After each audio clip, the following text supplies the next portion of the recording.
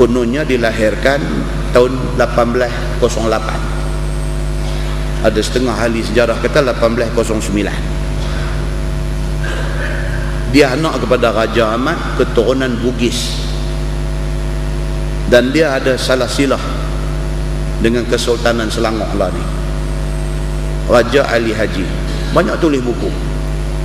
Untuk bayangkan kurun 18 tahun 1800 dia dah tulis banyak buku.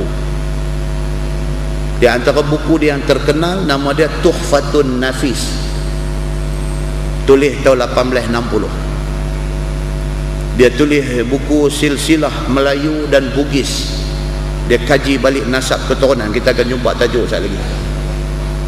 Kaji nasab keturunan, tulis tahun 1865. Tahun tu dia dah jadi satu orang yang bijak, pandai, cerdik. Banyak pihak kata dia mati tahun 1872. Yang tu tak ada apa. Yang tu tuan-tuan tak apa pun tak apa, tak naik periksa. Yang saya nak bagi tahu ni apa dia, saya jumpa kawan-kawan hantar main email. Kata-kata Raja Ali Haji, dia satu orang yang sangat patriotik dan sangat sayang kepada bangsa dia. Bugis ni kira rumpun Melayu. Bugis ni kira rumpun Melayu. Dia tulis, dia kata jika hendak mengenal orang yang berbangsa, lihat pada budi dan bahasa. Ini bahasa orang dulu-dulu. Tahun 1800 tuan-tuan dia tulis macam ni punya bahasa. Kalau nak kenal satu orang itu orang yang berbangsa, lihat kepada budi dan bahasa. Dia kata, jika hendak kenal orang yang berbahagia, dia sangat memelihara daripada yang sia-sia. Dia kata, indah tau baca. Kalau nak tahu satu orang tu orang bahagia, dia satu orang yang tak buat benda sia-sia, dia bahagia. Jika hendak mengenal orang yang mulia, lihat pada kelakuan dia. Jangan dengar cakap, tengok dia macam mana. Kalau nak kenal dia orang yang mulia kadak ke, tengok kelakuan dia. Jika hendak mengenal orang berilmu, bertanya dan belajar tidaklah jemu. Itu orang berilmu. Dia belajar, dia tak faham, dia tanya, itu orang berilmu. Jika hendak kenal orang yang berakal, di dalam dunia mengambil bekal. Orang yang berakal masa hidup atas dunia, dia siap bekal untuk akhirat. Itu orang ada akal. Jika hendak mengenal orang yang baik perangai, lihat kepadanya ketika bercampur dengan orang ramai. Nak kenal orang yang memang akhlak baik, perangai baik, masa dia duduk bercampur tu, tengok dia macam mana. Dia duduk melawak, duduk gagau langkain orang, ini tak seronok. Ini bukan perangai baik. Dia kata apa lagi? Ni Raja Ali Haji. Dia kata apa? Berat sama dipikul, ringan sama dijinjing, ke bukit sama mendaki, ke lurah sama menuruni, hati gajah sama dilapah, hati tungau sama dicicah. Hidup jelang menjelang, sakit jenguk menjenguk. Ini tuan-tuan, ini teras kepada budaya bangsa kita. Yang hari ini kita tinggal benda ni. Kita tinggal. Dan Quran satu bab kita memang tak lepas, hadis satu bab kita tak lepas. Kata-kata orang bijak pandai berakal ni kita kena tengok juga. Kalau betul kita ni sayang sama-sama kita, satu bangsa, satu agama ni, kalau betul kita sayang ni, dia kata apa? Berat sama dipikul, ringan sama dijinjing, bukit sama didaki, lurah sama dituruni, hati gajah sama dilapah, hati tungau sama dicicah. Hidup jelang menjelang, sakit jenguk menjenguk, lapang sama berlegar, sempit sama berhimpit. Cantik bahasa dia tuan-tuan. Tuan-tuan boleh rasa tak cantik tu? Tak boleh rasa tu saya baca. Cantik tu bahasa tu. Lapang sama berlegar. Bila ada kawasan lapang, berlegar sama aja. Bila main sempit, sama berimpit. Ini macam kita ni, sama duk berimpit. Lebih beri memberi. Kalau berjalan beriringan. Kalau ada lebih, hang bagi aku bagi.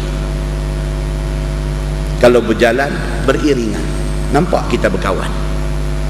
Yang dulu jangan menunjang, yang tengah jangan membelok, yang belakang jangan menumit. Dia kata, maksud jangan duk bantah. Kalau kata nak jalan, sama-sama jalan. Jangan hak belakang duk menumit. Menumit ni duk buat lagu kambing, duk eret tak mau jalan, tu menumit tu. Kambing dia duk buat bantah, kita duk tarik dia duduk pasang anchor tak mau jalan, dia duk menumit, dia panggil duk tahan tumit tak mau pergi, macam orang main tarik tali tu. Atau menumit tu. Dia buh tumit dia duk tarik tak mau pergi. Kalau dah kita kata kita nak berjalan beriringan, jangan duk ada hak nak kona, ada hak nak menumit, tak boleh. Jalan, kita kata keputusan dah buat, kata kita nak jalan, kita jalan. Yang lupa diingatkan, yang bengkok diluruskan, yang tidur dijagakan, yang salah tegur menegur. Cantik bahasa dia, tuan-tuan. Tuan-tuan bayangkan tahun 1800 dia boleh tulis bahasa seindah ni. Dia boleh tulis benda ni. Kalau kawan-kawan kita ada yang nampak macam lupa, peringat dia.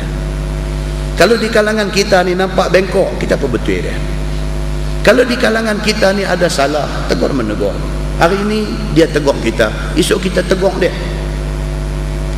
Yang rendah angkat mengangkat, yang tinggi junjung menjunjung, yang tua memberi wasiat, yang alim memberi amanat, yang berani memberi kuat, yang berkuasa memberi daulat.